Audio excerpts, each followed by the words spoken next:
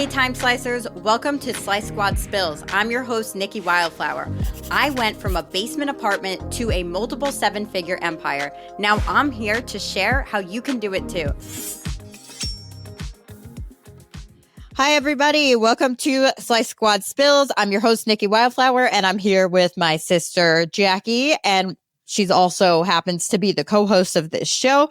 And today we have a special guest who is here for a coaching call / dive in like business growth. Like what is next for this person? Now, fun story before we get started. Our guest today, her name is Echo. And years ago when I worked at a commission salon, now we're talking I'm dating this probably like 12 years ago. No, closer to, it was probably 10. So that was a little drama.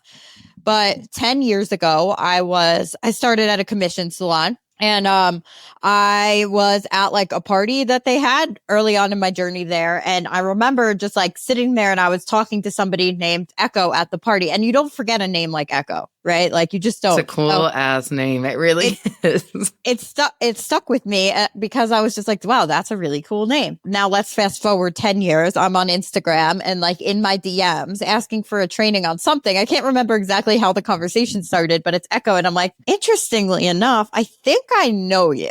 And like Echo was like, maybe. Yeah. Like I was there. And I'm like, well, you don't remember me, but I remember you.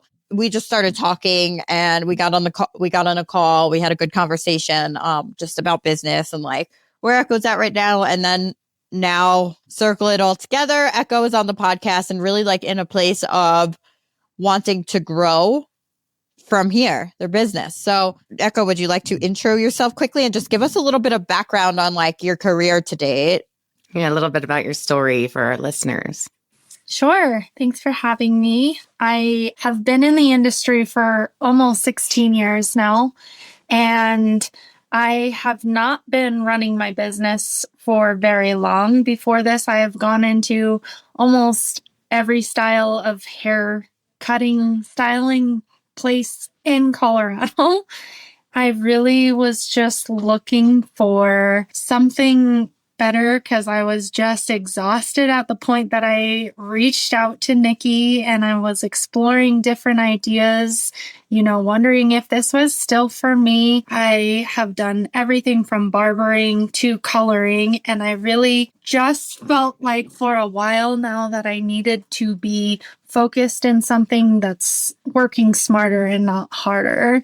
And so now I've been running my own studio for the last couple of years, and I just went under surgery this last season, and that's when I reached out to Nikki to inquire about Slice Squad's consulting, and I really have learned a lot already in these few short months and how to apply it to my business. And that's where I'm at, is still working away from being all-inclusive, doing every services, and now just focusing on my niche and what I really desire and love to create. Yeah. So when you say like you worked in different, like, did you work at a lot of chain salons? I worked at chain salons. I managed barbershops. I have done 1,000 haircuts in a day, and the burnout was extreme.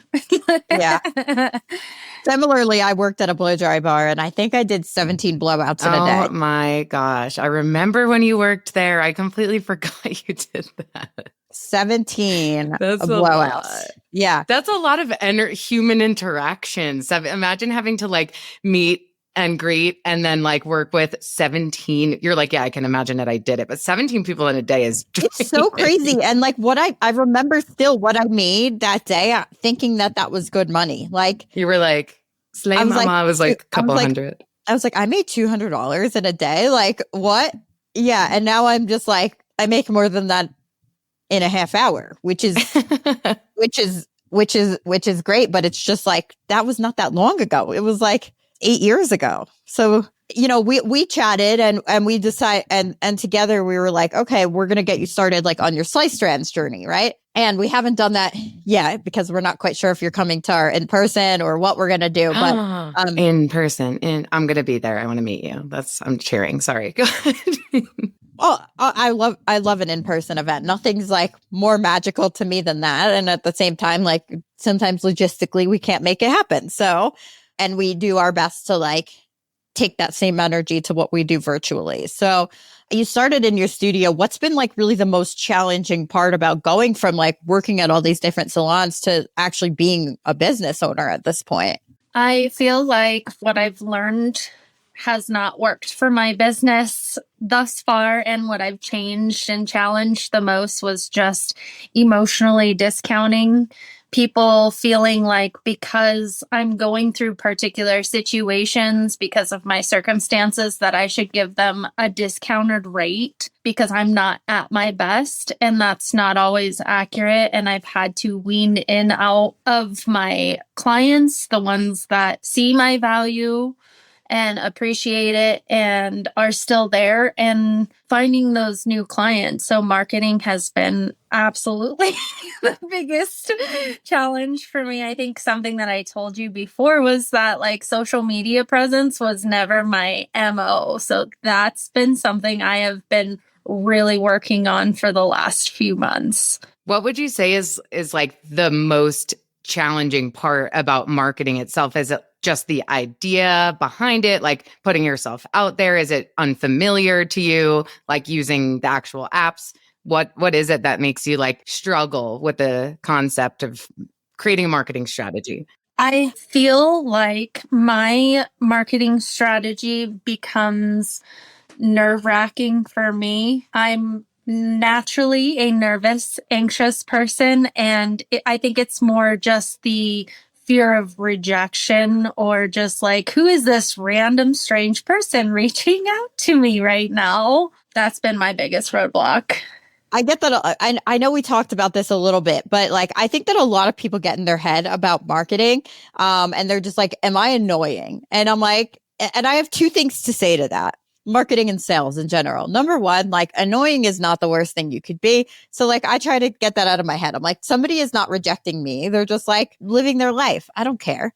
And the second thing is that when you start approaching your marketing, like, I know what problems I solve for people. I know we talked about this a little bit. Like, I know what problems I solve for people. And like right now, I know that the best thing that I could do is provide value for this person. So like, what does this person want to see? And when you think about who your ideal client is and like exactly what would be valuable to them, it makes it so much easier to market. So like, for example, let's say, I know you want to like shift into higher ticket services, right? That's one of the reasons why you're coming in to learn slice strands. And when you go to post and like you learn this thing, that's people can get a result much faster than other people, then you know what problem like that you solve for them. It's people who want the luxury of having hair extensions, getting color, all of this stuff, but they don't have the time to sit there all day. So they're time poor, right? So that's what you speak into. So what's going to help somebody who's time poor? How to style your hair faster? Social proof. Okay. So like, let me show you how I got this result in 2 hours. So like, for example, yesterday, Alyssa and I did this like huge transformation. This person had hair like up to here, and now she has hair pretty much down to her ass. And we did it in 2 hours. And it's like, that's valuable for somebody who doesn't have time to see that they can come in and like, okay, like I could look that different in 2 hours. That's insane. And it is fucking insane. Like it is. And as a consumer who's not a hairstylist, like a wearer of strands, the fact that I can just feel completely confident about myself, and I don't have any time, and I'm very impatient on top of that. My ADHD just makes me so fidgety. I'm playing with Silly Putty this whole time. So if I were to be scrolling just as a consumer and see something like that, like, oh, you can get this full transformation and feel like a completely different person in 2 hours time, I'd be hooked. I would stop scrolling. Other things that would be valuable for somebody who doesn't have a lot of time. Okay, so like you have the extensions now.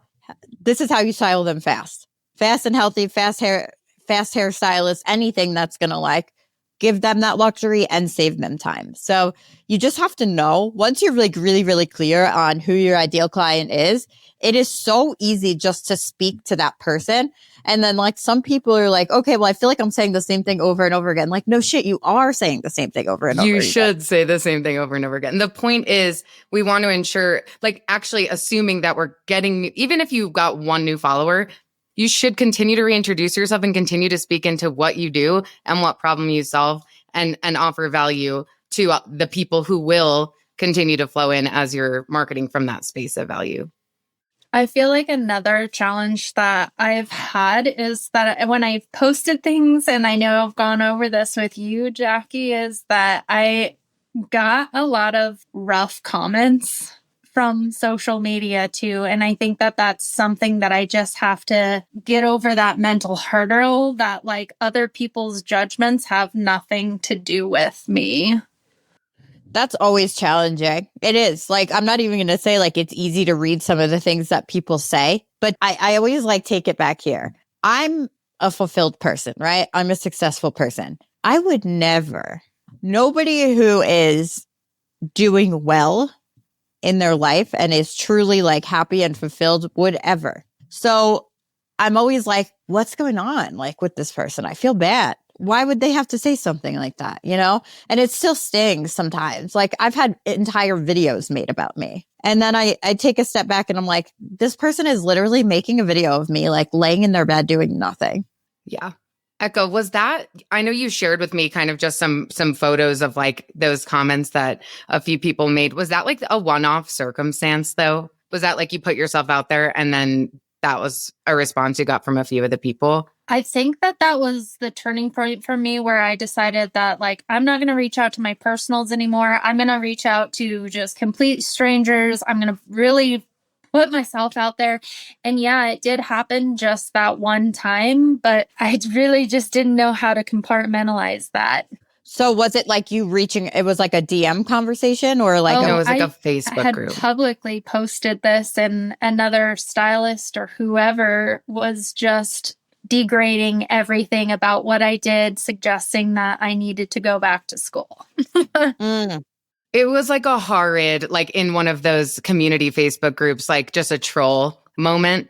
And it was so like knowing that it was a one-off, I feel like any words I have to say, well, I have more context now. I mean, I obviously gave you some advice in that moment because it's okay that you had a hard time compartmentalizing it. And again, like it's okay to feel hurt when someone is being a troll, which is what they were being. And like my biggest advice, and I'm sure Nikki will say the same thing, is like, don't let that stop you. Don't let that like one-off experience stop you from putting yourself out there. I know that it hurt, and that's not going to be a response that happens every single time you put yourself out there. It was just like a fleeting moment, and it sucks that it happened when you were ready. You know, Echo's like, I'm ready. I'm putting myself out there, and someone goes and is a monster. It's like, come on now. You guys, like literally, if you're an internet troll like that, like, ew, literally, like there is a human on the other side of the computer. Like, what is wrong with you? Are you well? I can't think of any good reason to do that other than like you're deeply hurting. But it does sting. But yeah, that's not going to happen every time you post. And listen, you get kind of resilient. And it really is like, depending on what mood you're in, like it could affect you differently. So like if I'm having an off day and then I read something like that and I'm like, oh no, I'm going to cry now. I do kind of stink. What the heck? Yeah. And so I know that if I'm in like a mood like that, I'm like, just don't, I'm actually at a point where I'm like, I'm not reading these. Like, I'm just not reading them because like, no matter what state I'm in, it still does bring down, it brings down my vibes. And that's what's so commendable about you two is that like, I have heard it on multiple occasions that you have gotten the tiff and the bad feedback from so many people that it's like, okay, this is fine. I'm just going to step back and whatever somebody else thinks of me is fine. I'm not everybody's cup of tea and I don't have to be. And you never will be. You could you could be like the most, you know what that quote, like you could be the juiciest peach and there's still going to be somebody who hates peaches. So, you know, you're never going to be everybody's cup of tea. When you speak to a very specific person, like the more niche, the better, to be honest with you, then that's the person that's going to resonate with you and nothing else really actually matters at the end of the day. But yeah, like you just have to keep going. I know that it's like easier said than done, but like one of the hardest parts about marketing is actually just building the habit of consistently doing it. So like in the beginning, I'm just like, really don't worry about anything, but actually like getting it out there because you need to first create the habit that you're going to continue to show up over and over and over again. And then once you're in a place where it's like, this is like brushing my teeth, then you focus on refining it and getting better So now that the first, and Hormozy always says this, I'm a big Hormozy fan, but like the first thing is always do more. So like when I first started putting out content, I would just pretty much do as much as possible, as much as I possibly can. But then once I was like, okay, I'm posting a lot consistently, I've developed a habit. Like it has been years now, like probably 5-6 years, and I haven't skipped a day. Maybe like even when dad died, I didn't skip a day. Isn't that insane? I reposted, but I still fucking did it. I'm like, I skipped some days for sure, but you've built the habit for a longer period of time. You really set yourself up for success.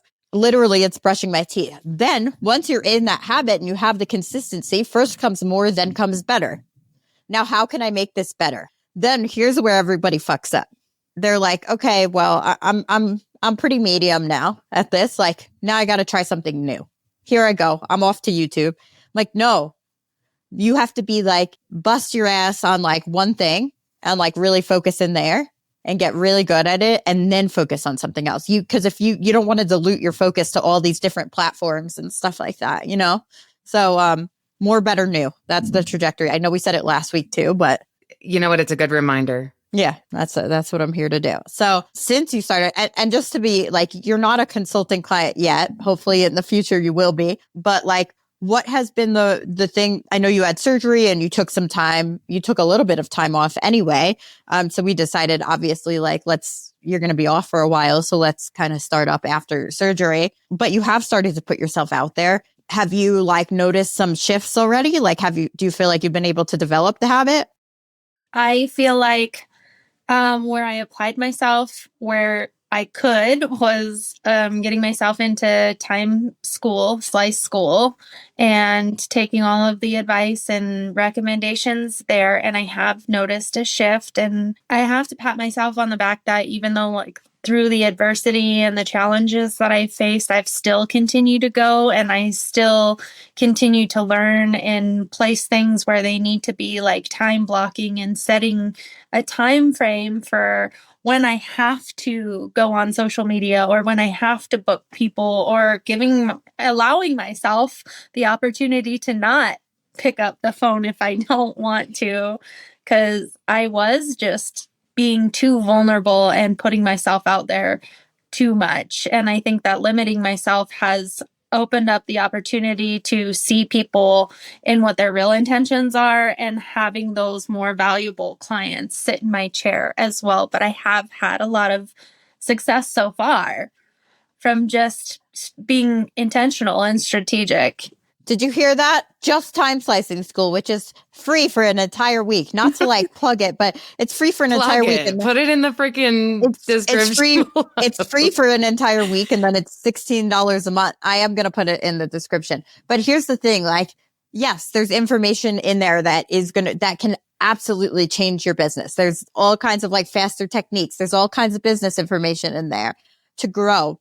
But one thing about Echo is that she continues to show up when you're like so a lot of times, like if somebody's not a consultant client, they'll just like casually view it, or they'll sign up and they'll never watch it or something like that. That's the last thing I want. I'd rather, like, you have to hold yourself accountable. Like some of the things that I teach in there are how to hold yourself accountable, but like Echo's actually doing it. Not everybody does. So like, what's your recommendation to people on how to actually continue to show up for yourself and how to hold yourself accountable to grow? It's always like the one step forward. You know, if you're going to wake up and go to the gym in the morning, maybe your first step is to put your shoes on and tie your laces. And the same thing is applicable to your business. If you're going to show up for yourself and you want to grow and succeed, you have to download the program. You have to give yourself at least 1 hour a day to study, and then apply those studies. And even if it's just time blocking and it's a couple days a week, then you can progressively work into every single day, or whatever that looks like for you. I love that advice. You're doing progress over perfection, like creating small consistent habits first, that will then allow you to build blocks on top of them. Because the sad truth is that I think the statistics are like 6 out of 100 people complete self-paced. Like having an educational like subscription platform or signing up for a self-paced program, like only 6 out of 100 people will complete that without an accountability partner. So just like trying to go through it on their own. So I'm happy you found something that works for you. And I think that's great advice for our listeners too, who maybe aren't ready yet either to like step into a full-on consulting journey with us. Like, here's how you can show up for yourself. Start small, building blocks. Yeah, I love it. For you, like what I thought at this point in your career would be like a just really cool thing for you is to bring in that like high ticket efficient skill and then build around it because you know that that's what you want to do, right? So like when somebody comes in and they're like, okay, I'm completely book solid. I have nowhere to go from here. Don't really know what to do. Then I'll usually go in and like, let's fix a few things in the business first so that you even have the space for this. But when somebody comes in and they're still like, they're doing well, but still like moderately in that growth phase, I'm usually like, let's learn the efficient skill first and then build the business around the high ticket luxury skill. So it just like depends where people are at in their journey. But like, I take that very seriously, like doing things in the right order. So for me, like learning that skill and then marketing around it is probably going to be the most important thing. So what are you most excited about? I'm definitely excited about going to get certified for Slice Strands. And I just like, want to let you know you're coming. I am coming. That's final.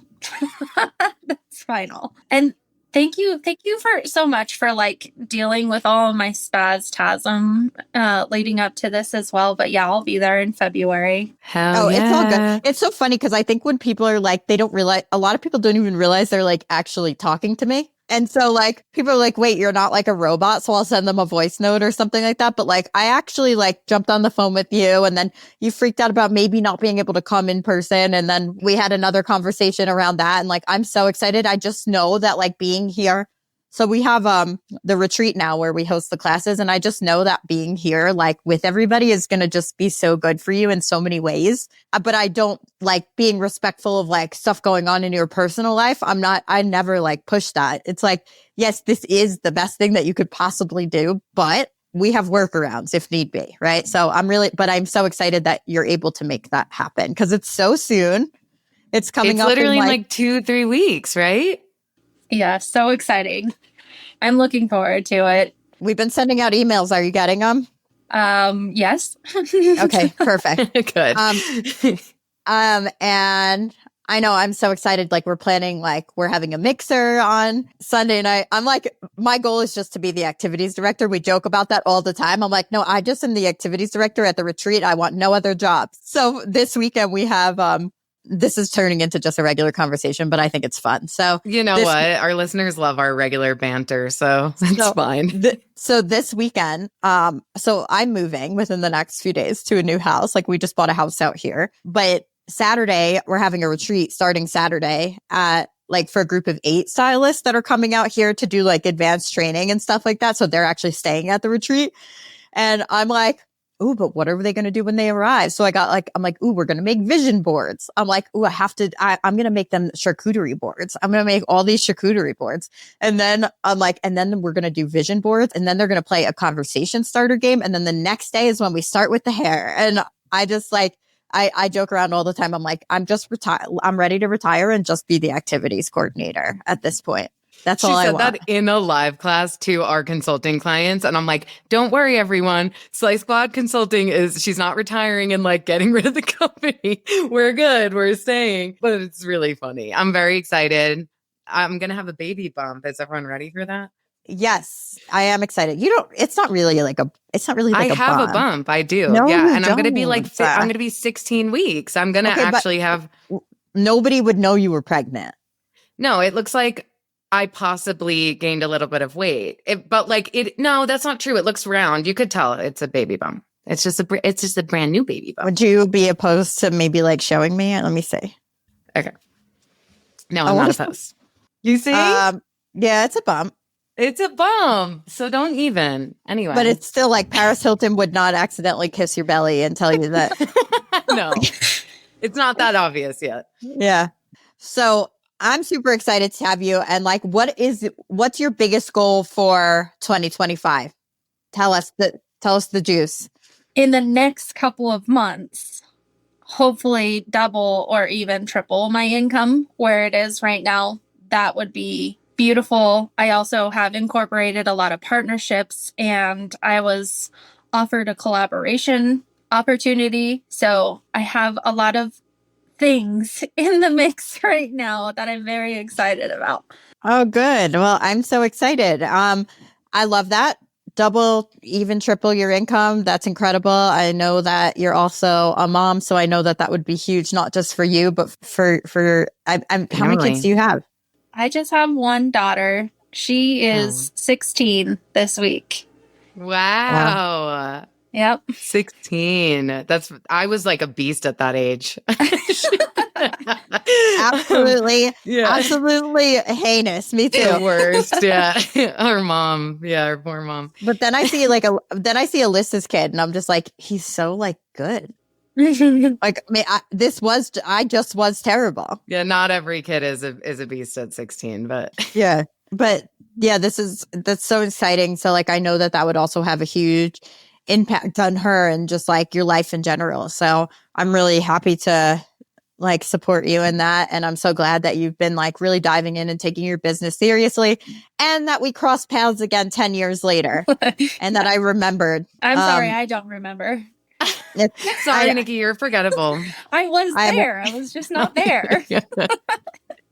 No, that's totally okay. My name is not Echo. It's Nikki. So it's not as easy to remember. And I was quiet back then. So that's hard to believe. I want to do a really quick reframe because I know you said another thing that you've been working on is kind of your boundaries with emotional discounting.